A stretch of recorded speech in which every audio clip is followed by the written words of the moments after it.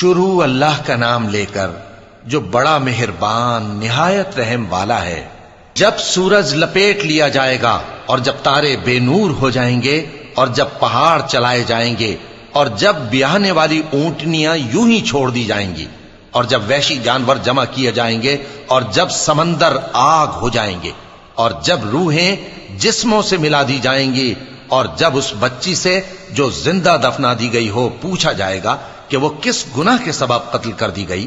اور جب اعمال کے دفتر کھولے جائیں گے اور جب آسمان کی کھال کھینچ لی جائے گی اور جب دوزخ کی آگ بھڑکائی جائے گی اور جب بہشت قریب لائی جائے گی، تب ہر شخص معلوم کر لے گا کہ وہ کیا لے کر آیا ہے۔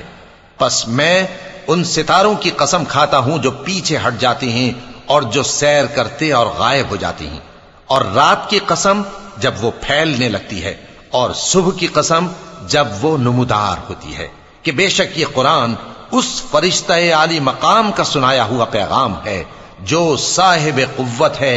مالک عرش کے ہاں اونچے درجے والا ہے، سردار ہے، ساتھ ہی امانت دار ہے۔ اور مکے والو، تمہارے رفیق یعنی ہمارے پیغمبر صلی اللہ علیہ وآلہ وسلم دیوانے نہیں ہیں، اور بے شک انہوں نے اس فرشتے کو آسمان کے کھلے کنارے پر دیکھا ہے،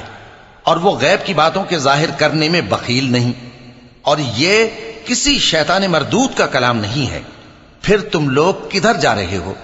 یہ قرآن تو تمام جہانوں کے لیے نصیحت ہے،